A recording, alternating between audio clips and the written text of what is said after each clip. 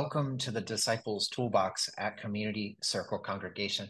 We're really happy to have you on this Thursday day or evening, depending where you're coming from in the world. Wonderful to have people in Europe and North America with us this evening, too. I think we've got New York, we've got Sweden, we've got Germany, we've got Italy, we've got Oklahoma and California, and the Netherlands with us, Iowa. I'm probably leaving something out too, but we've got a good chunk of the world with us this evening for our mission initiatives presentation. I'm really, really happy to be able to have our presenters here tonight. It's in the online world. Sometimes it feels like you have known people for a while, and then you realize you have never met before, and that's how it is with Mimi Erickson.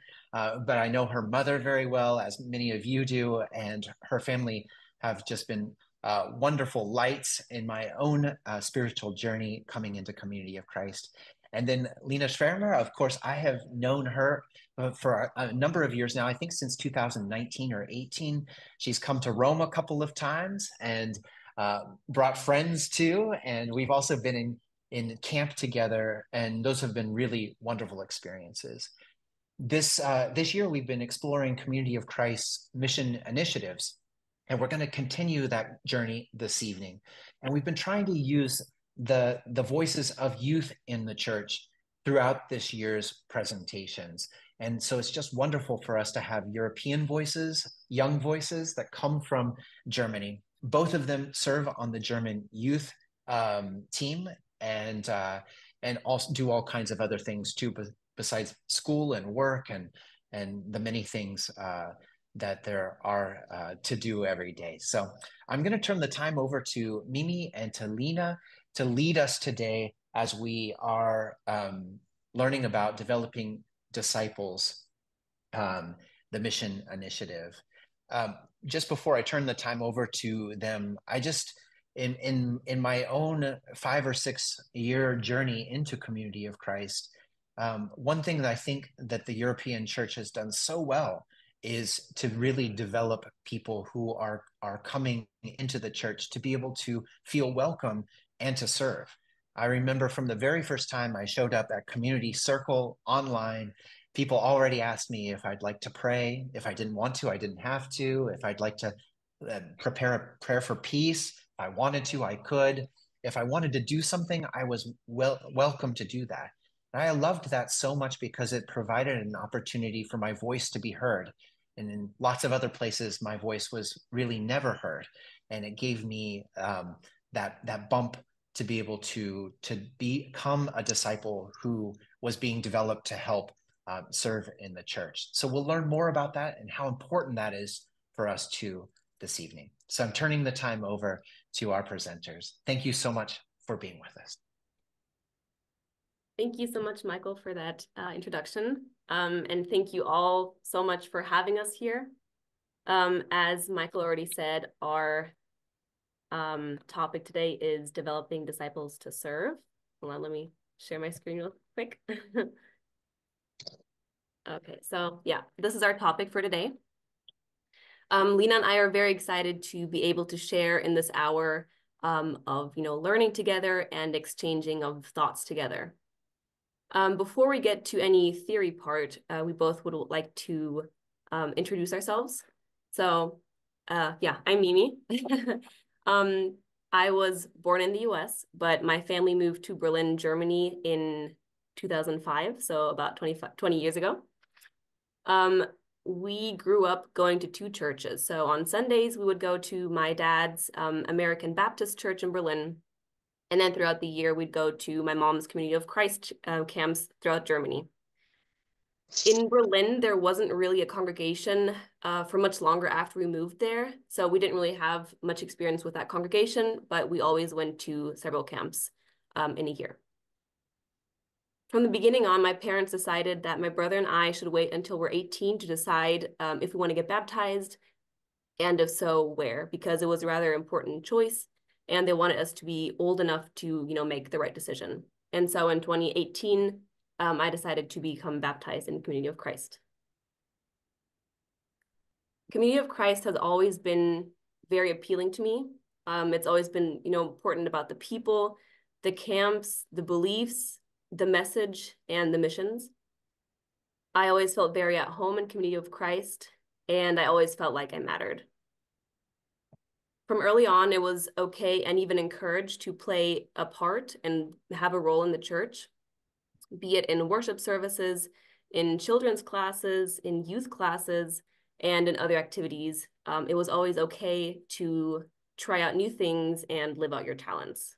For example, from the beginning on, my brother and I always played piano in a church service or at a talent show or something like that.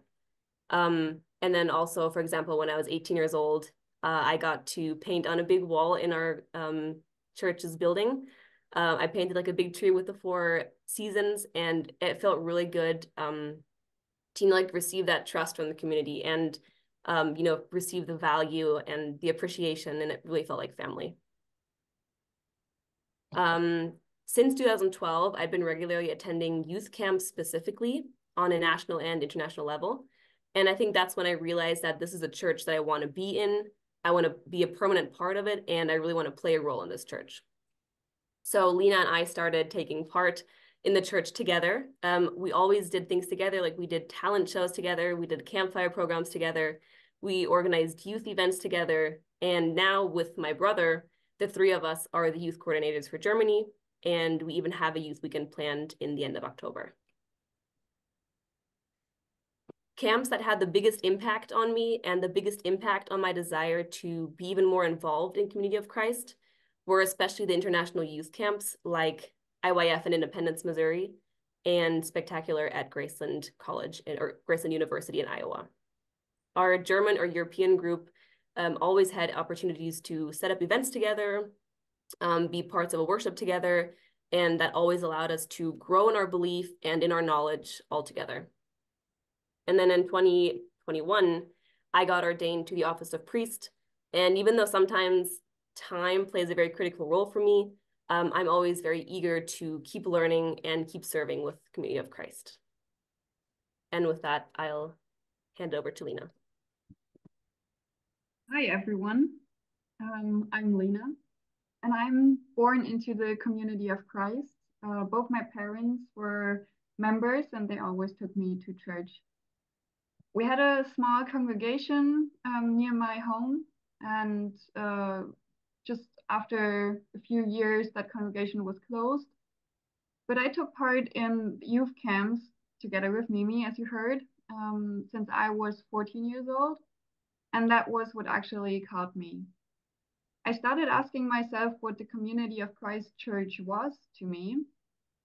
And quickly I found out that it had a lot to do with how community was lived out, how everyone is welcome and included. Learning about calmness and inner peace and vulnerability helped me a lot becoming an adult. And the church taught me that well. The support the church showed was great, just as Mimi and Michael also said. It was an amazing place to try things out. So quickly, I and other young people, just as Mimi just mentioned, we started to play an instrument, we helped out with translation, and planned little things like a campfire and many more things. I was baptized and confirmed in 2016. My parents wanted us to wait until we were 18 years old, which I think was a pretty healthy decision. After I finished high school, I did World Service Corps for half a year in Canada and the USA. And it was great and helpful to be in touch with a different and much, much bigger mission center, or even multiple mission centers, and also with the World Church. Just to see how they do church, how they are structured, and how they live. Together with Mimi, we planned our first winter camp, which is a youth camp, in 2017. And about 5 years ago, I became part of the German leadership team. It's a team of 4 supporting the leaders with all their decisions they have to make. I am part of the European Council since 2017 as a youth representative. And I was very active, attending lots of camps and events, and eventually got a call to priesthood. And I was ordained to priest in 2019 when I was 21 years old. In January last year, 2023, the German church got a new structure. And with these changes, I became the mission coordinator of Germany. I am now 26 years old, spending about 2 to 4 hours per week on church work. And I am very glad I grew into the task that I have today. I'm thankful for all those opportunities and the trust to just try and learn, and also at a fairly young age. Okay, so now to the theory part.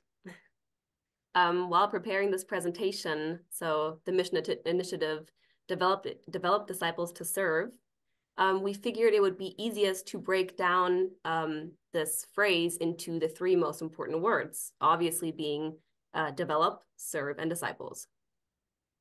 So when I was thinking about the word develop, like how do I explain this word? I figured I would just look up, what the dictionaries have to say about this word. And so I looked up, I Googled it.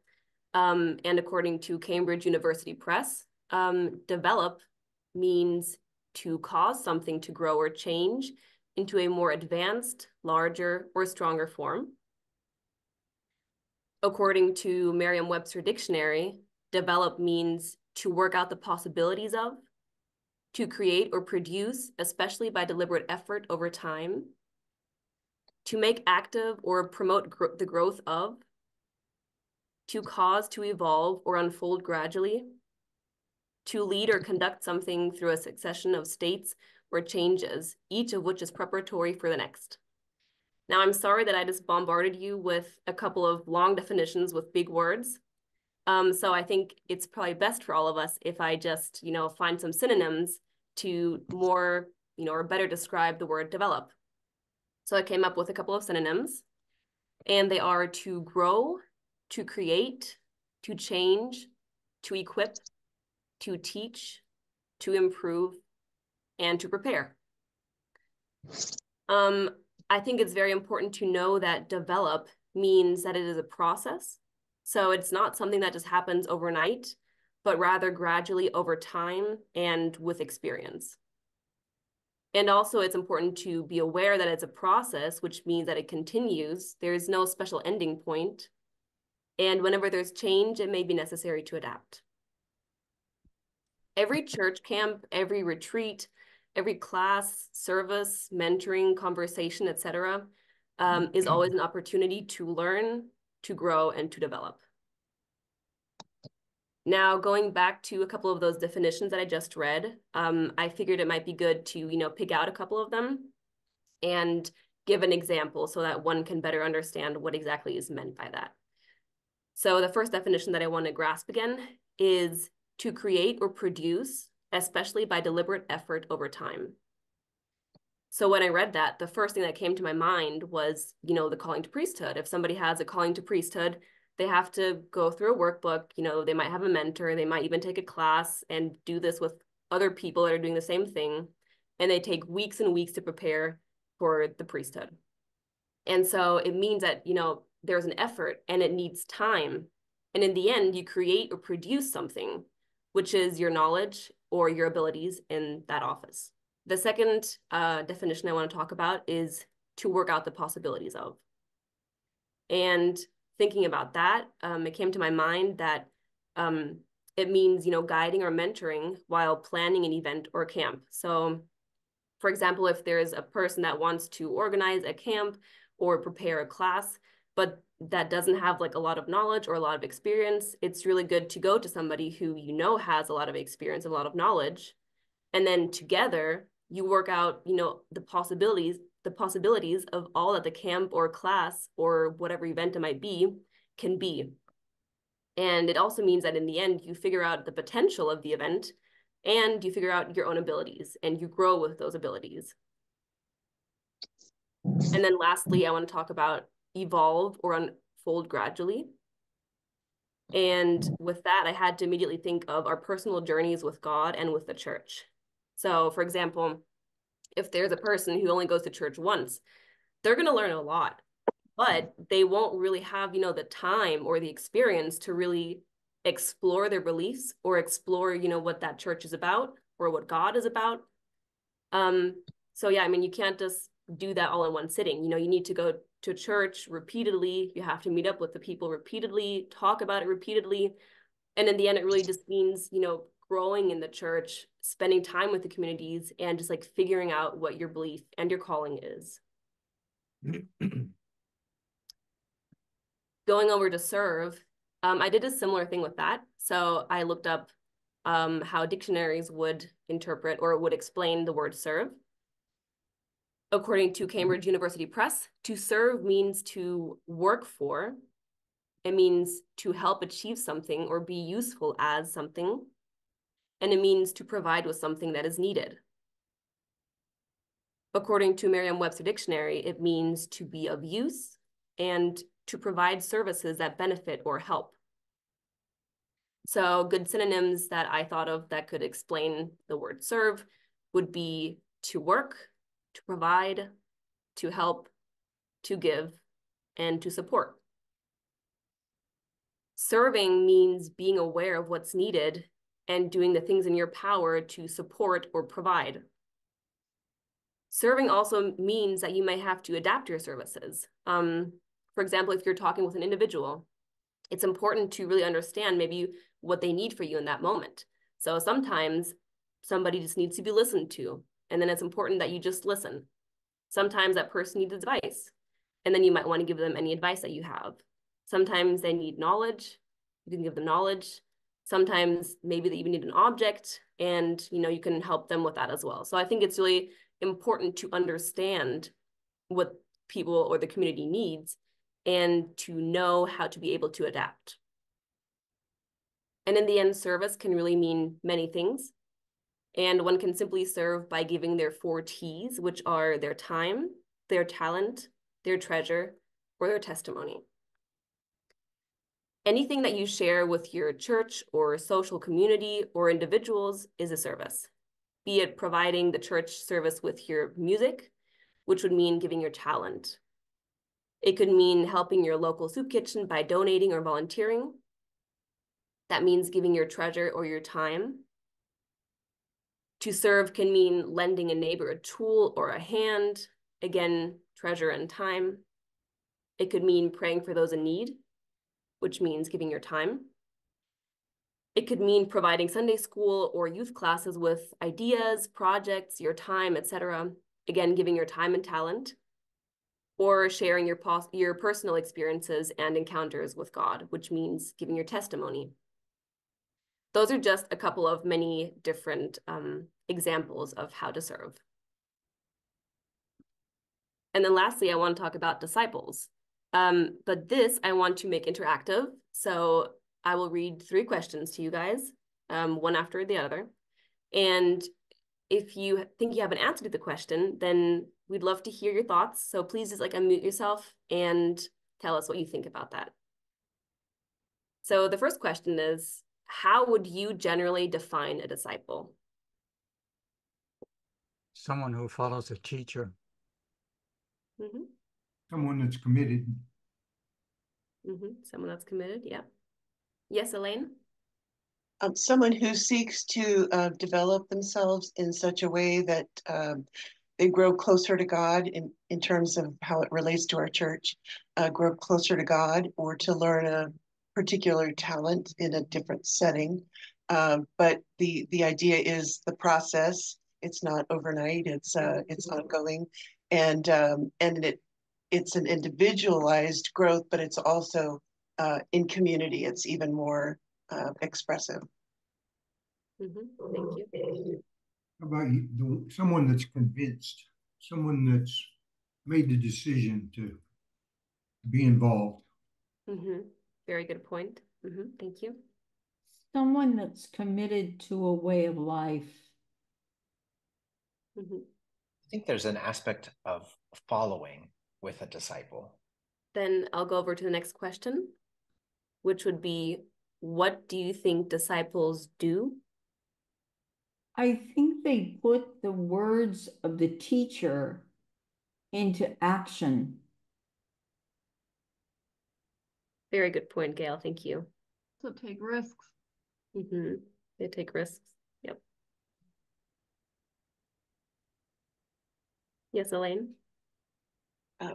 I think they deliberately look for ways to learn and grow and develop, and then put that into practice as opposed to just learning for one's self.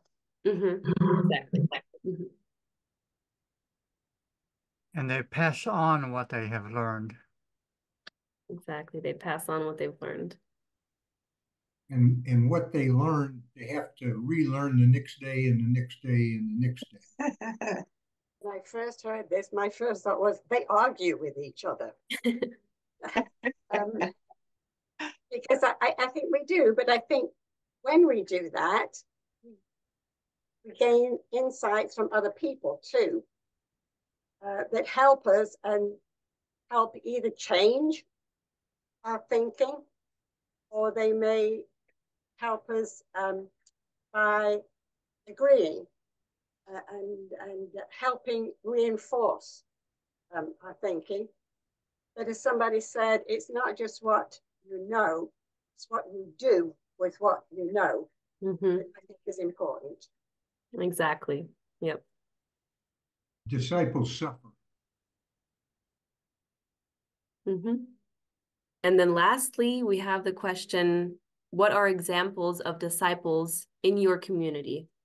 I've seen some disciples do some incredible things behind the scenes. So I'm not going to name names, but it's that deep giving and service from the heart that makes what they do with what they know and understand so valuable. I never met the person, so I can't say it's someone from my direct community, but Mahatma Gandhi is someone who I think was a good disciple that I could also learn from, even though we never met. Looking at our town community, our mayor is one that really gets out. He organizes volunteers to do many, many things to beautify the community, to remove like tagging and that kind of thing. But he also works tirelessly himself. He doesn't just get people together to do it. He's along elbow to elbow with them. And I think that's something I really admire and try to do the same. I have two very dear friends. One of them is a member of Community of Christ, and the other one happens to be Catholic. But they have taken me for the last almost 2 years, taken me any place that I need to go. Take me to church, take me to doctor's appointments. One of them takes me regularly twice a week to my physical therapy appointments. And I think it's because, well, I know it's because we love each other, number one. And I think that that's important, that disciples need to learn to love each other. And in this case, these people, two women, made themselves available for me because I can't drive anymore. So these are two people that I would definitely class as disciples of Jesus and of his teachings. You know, I'm retired, but and I'm a big proponent of the mission prayer, and I think back on times of myself and times of friends that in their daily vocation, in their daily employment, they exemplify being a disciple by being in the moment and recognizing, like your first slide on service, with the various aspects of how you can do that, and depending on what their occupation is, they're able to to serve and to be a disciple in a particular way that has to do with their expertise. I just wanted to say that not having a physical faith community, being mostly online because my congregation is online, and this is part of our congregational ministry, I have to say that the people here are disciples in my community as well. We're willing to come together on a weekday, which is not Sunday, to come and learn together and to show love and be curious, not only to just be together, but to like learn how to emulate Jesus, because I think that's what the disciple is called to do, whether we do it well or we don't do it well, or we're learning along the way. There is lots of grace in that. But I just see in this moment us being together as being disciples in community. Thank you, everybody, so much for your input and for your thoughts. You all had wonderful answers.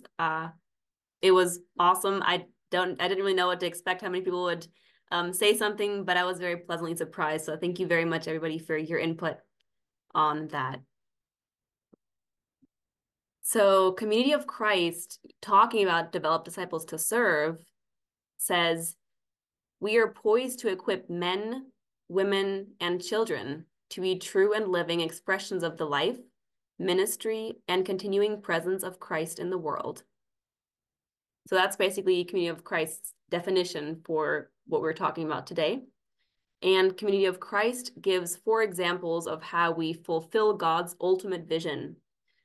The first one being help all ages deepen their discipleship. So with that, I want to go back to the personal mentoring between 2 individuals, where a more experienced person helps a less experienced person. So, the more experienced person helps the younger person or the less experienced person deepen their discipleship by mentoring and guiding them. Then number 2 and 3 would be empower priesthood for mission and grow pastors and leaders for mission. And that can mean these classes that individuals take to learn about and prepare for their calling. And lastly, it is to train and send ministers for mission throughout the world, which I think a very good example for that is World Service Corps. So with that, I think it's safe to say we're done with the theory part, and I'll hand it over to Lina.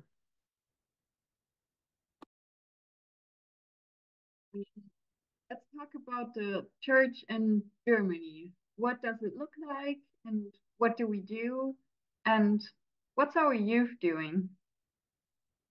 In Germany, we have 4 active congregations that meet about twice a month. And a lot of people these days are without a group or a congregation that regularly meets. So we also have camps throughout the year and 2 online worships each month. Our camps and events are a Pentecost conference, a summer camp, and then a fall gathering, which is one day where it's just a big worship and we meet the whole day.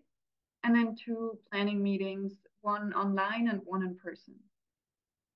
And going over to the youth, we have one, to us, very special youth camp once a year, which is winter camp over New Year's. It's often in a different country, for example, the Netherlands or France or Germany. It is a European camp, often with quite an international character. We worship together, we learn and cook and sing together, enjoy activities like ice skating, visiting Christmas markets, having campfires, playing games. And it's always beautiful to watch how a group of very different young people grows together over not even 1 week. And then at New Year's, there's always a big dinner party, a big dinner and also a party to celebrate the new year, of course. Mach mal noch eine Folie weiter, Mimi. Ja. The topics of environment and climate change have become more present because they are more interesting to young people. These are topics that they can talk about, and they feel a need of acting. Quite different to older generations, at least here in Germany, if they like talking about it, but would hardly change their habits, just generally speaking. In our monthly newsletter, we included an article about environment written by the young people. We are trying again to have one more youth weekend during the year. We had that in the past, but with many people studying at university, it was hard to get people together. As Mimi mentioned, we have a fall gathering for the youth, so everyone who feels young is more than welcome by the end of October. We try to include the youth as much as possible, also through many different tasks. Marcus coordinates our online worships. Mimi, her brother Daniel, and me, the three of us, serve as the youth coordinator. Philip is in charge of the coordination of these environmental articles. And in general, young people help out a lot during our camps with different kinds of activities. So let's step further into our vision. How do we develop disciples to serve? How does the German church supports and equips their youth to give ministry?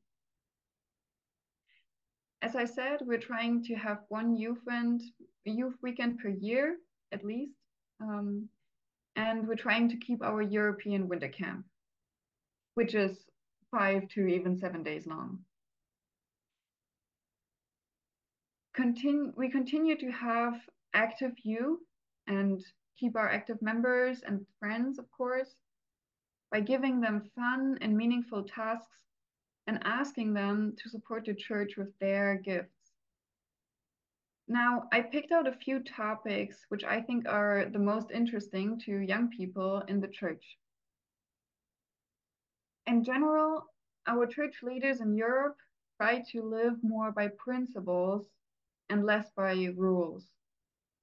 It's a slow process and brings difficulties with the word church from time to time. But overall stands our enduring principle, responsible choices. And we are all called to follow that principle. I just ask myself, am I a good role model?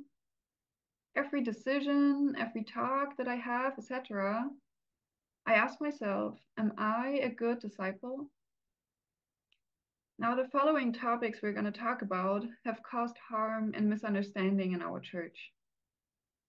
They are discussed by church leaders. Just please be gentle and not too critical. So let's talk about alcohol. You may have had a glass of wine this week, or maybe at the summer party with your friends. And of course, a glass of wine or a beer is nothing bad, not if it's every day. Alcohol belongs to some cultures more than others. Let's picture Norway compared to Italy or Bavaria. The government in Norway made any alcohol very expensive. In a country with very little people and much more darkness than, for example, in Italy, the misuse is much higher, and therefore they have some regulations, which is a responsible choice of the government. In Germany, we have beer gardens and we are known to drink a lot of beer. When people meet, they have 1 or 2 beer together, just as when family and friends gather, for example, in Italy for dinner, everyone has 1 or 2 glasses of wine. It's a very social aspect and belongs to the cultures. People and families also live from the winery, and by consuming a wine, for example, you don't want to get drunk, but you value the product. Of course, there's a thin line between those cultural aspects and misuse. Drinking 2 beer or wine each day, or even more, is not a responsible choice because of the effects, especially over time. I'm going to go over to talk, for me, it's the most interesting topic, and I guess I can speak for many young people if I say that. We're going to talk about cohabitation. Most of you might know what cohabitation means. Can anyone help me out here and tell us what it is? People living together. Right. Any other ideas what cohabitation means? Well, I lived together with a guy, but I wouldn't say that we cohabited. Cohabitation could also mean living together in a sexual relationship, a not only sexual relationship, but also sexual relationship without being married. Yes, It's exactly. just not rooming with a person. Thank you. So yes, there's not just one definition, but it means sex before marriage and also forms of a shared household, so people in a relationship living together. These days, the world church prefers no sex before marriage. Of course, that is hard to prove. So the restrictions of the world church are still that, for example, an unmarried couple would not be allowed to sleep in one tent or in one room during summer camp. Trying a life together first before getting married is a responsible way of living nowadays in our Western world. In my opinion, we cannot get to know a partner we want to spend the rest of our lives with just over a couple of months. It is responsible to take time dating, building up a true relationship, building trust and growing together, then moving in together to test that more, and eventually coming before God to complete the bondage. Unfortunately, society teaches us differently, and the church over here doesn't really teach. The church's rules are stricter for priesthood members. Living in one household with a partner without being married is nothing the church supports. That leads to conflicts for young disciples and possible new priesthood members. There have been discussions regarding the topic during the last World Conference, which I think is really good, very good step. Unfortunately, there are no classes about relationship and the church's values and beliefs regarding that topic. So how are young people even supposed to know and to set up their values and beliefs at a young age? The church expects to follow certain rules, but doesn't teach how to get there. And in my opinion, it would be very interesting for young people to hear about questions like, who am I? What is a healthy relationship? What are my goals in life? What kind of relationships are there? And what kind would I like? What qualities am I looking for in a partner? Etc., etc., etc. Many more questions that are all very interesting. And I strongly feel the need to include those in upcoming youth events and youth classes. It is our call to inform the young or younger people to help them setting up their values and acting responsibly. And last but not least, I want to talk about the topic of climate and climate change. Climate change is a topic in our society that is not really measurable. Within the church, we just have the guidelines of the sacredness of creation and, again, responsible choices. So it leaves a lot of room for interpretation and can be very personal and individual. What job do I have or choose where I might need a car? Where and how do I live? Can I afford to buy expensive but healthier food and clothing? Is there a possibility for a garden? And can I even afford that? Also, time-wise? To change habits is so individual and hard to do on our own. To come together over the year during church camps might help a little to exchange experiences and to go further in discussions.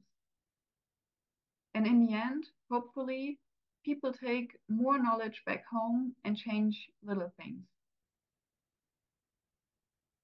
With our articles once a month, we inform and give ideas of changing habits over and over again to slightly different aspects regarding our climate and nature. May it be consuming transportation, clothing, water, or food. That's the least we can do, and I think it is important throughout the generations. Here and there, congregations or individuals in Germany are participating in events like peace colloquies, webinars, or even climate protests. In Europe, we are a bit different from the US church and the culture and the American society. The guidelines coming from the World Church are good, but not as suitable for especially young people in Europe or in Germany.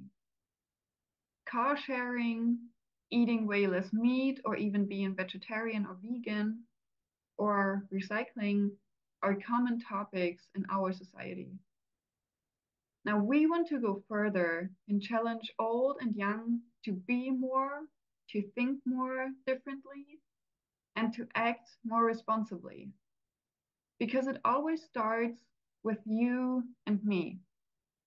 I can choose to buy plastic or not.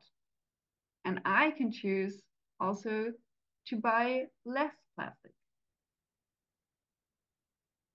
We are coming to an end now, and I want to emphasize once more.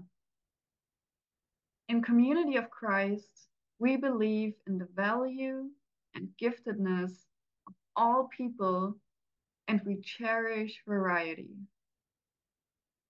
That's why we encourage and help to equip people to create more with their talents, more meaningful relationships, and that they grow into more responsible choices.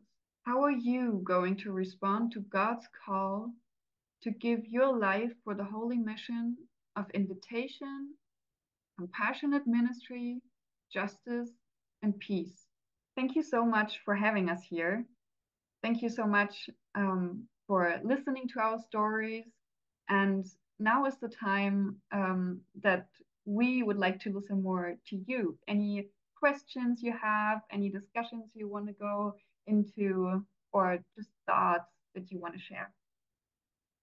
Hey, well, I'm going to jump right in. First of all, I want to tell you that I really appreciate the youthful ministry that you all are bringing.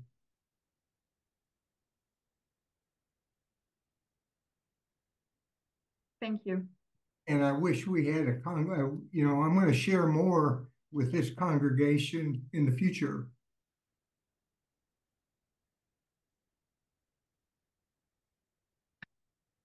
That's all I can say right now.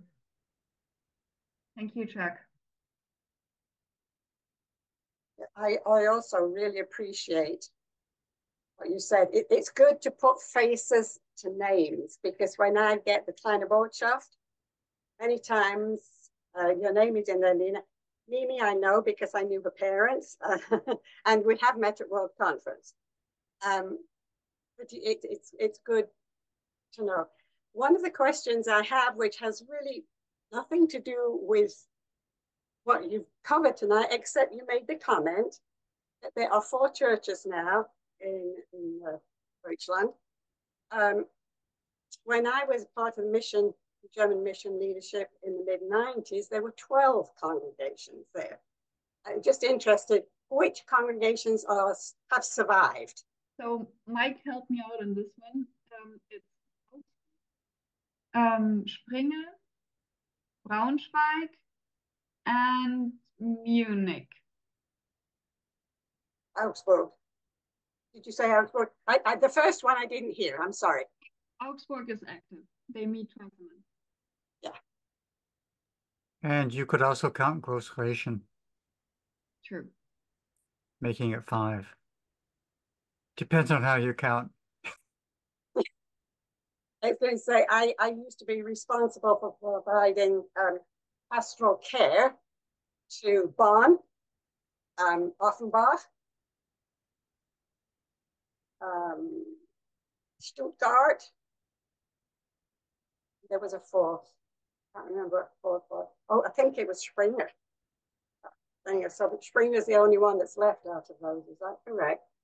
I'd like to thank you both, Mimi and Lina, for sharing a perspective. I suspect, at least for myself, is kind of a revelation that your concerns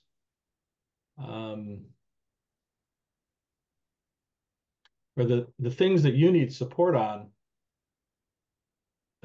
the church may not be fulfilling, and perhaps aren't even aware of your concerns.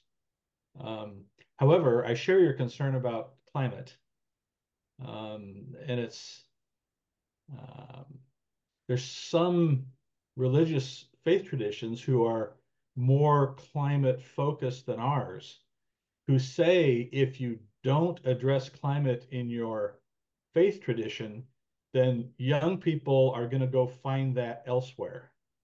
That climate is something that many young people, not all, obviously, but many young people are concerned about. And if we're not addressing that, we force them to go elsewhere. So that concerns me, and it's really heartening to hear you mention that. And I just want to point out that if you looked at the resolutions coming up for the next World Conference, there are 3 climate-related resolutions. So we've gone from 1, which was passed 1325, to now we have 3. So we're at least slowly moving in that direction, really slowly, but at least there's discernible movement. So you should lend your voices. Paul, are you familiar with the Northwest Pacific actions on environmental change? Yes, I'm a member of that Okay. climate justice team. And the team drafted one of the resolutions that went through the Great Pacific Northwest Mission Center for a conference on fossil fuels. Wanted to thank Mimi and Lina also for sharing and the depth of understanding that you've brought to this. Giving examples is really helpful. A lot of times we're so in our heads that to translate it to what do we do with this? How do we respond? How do we react and share with the world is sometimes hard to get to, but you've taken us, down that road.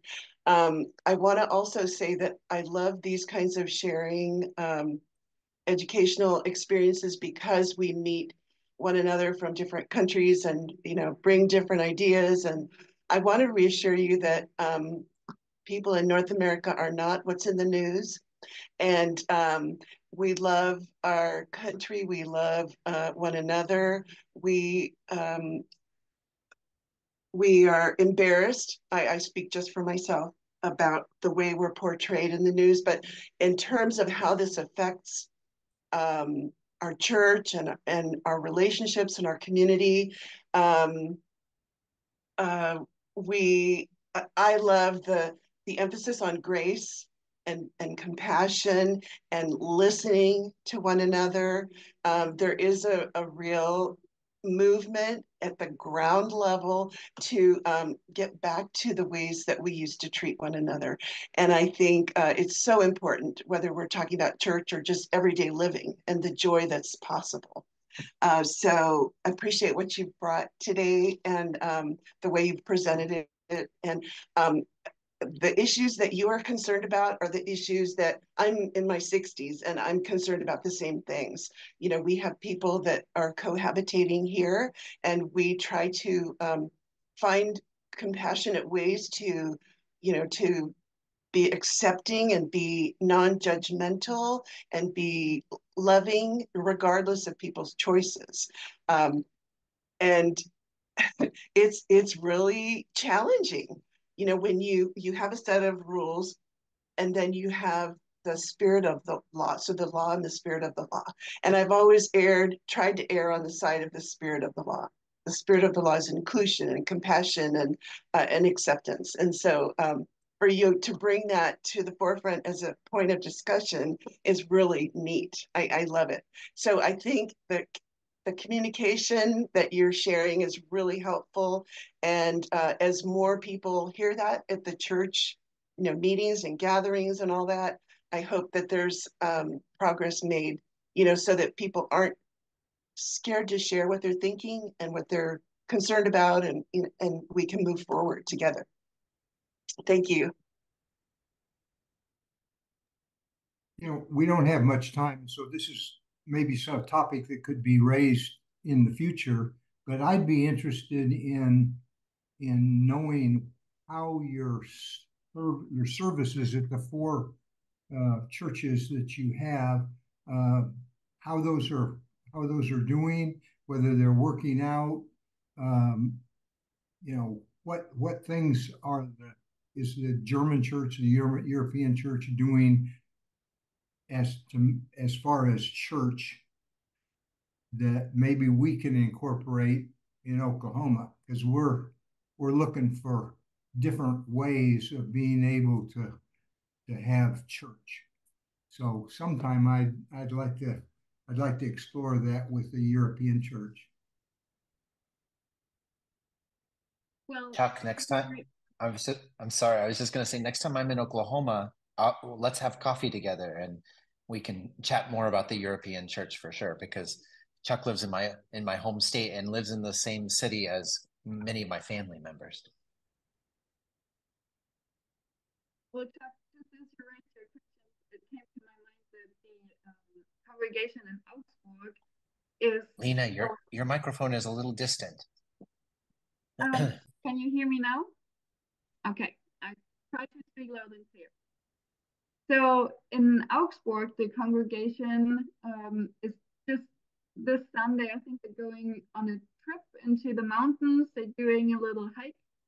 And I know from the Station congregation that they have been on a boat and did a little tour on their lakes over there, and enjoyed like a little worship over coffee time. Also, from time to time, they would meet just to have like a big breakfast together. Not even to do an actual worship, but to exchange thoughts and topics that challenges them, and to get some discussions and talks going. Mimi, do you have any more thoughts and ideas? I think nothing that you haven't mentioned altogether. I mean, as you've mentioned, we have several meetings throughout the year where people from all over Germany come together. For example, every Pentecost.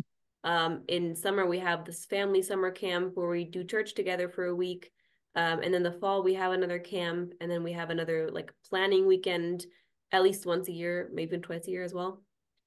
So there's many different ways that the communities within the communities or within the congregations, but then also Germany worldwide, like we do things together. So I would say throughout the year, there are many opportunities to meet in the congregations. I'd also like to say thank you to Lina and Mimi. They have blessed me in my life, and I have known them for quite a while. Mimi and Nina in the middle at one of our reunions from the year 2008. So this was a while back. But it's just so great to see the way that these two young women have grown in their lives, and they have, like I said before, they have blessed me tremendously. I just wanted to thank Mimi and Lina too for blessing us all this evening. Thank you for your ministry.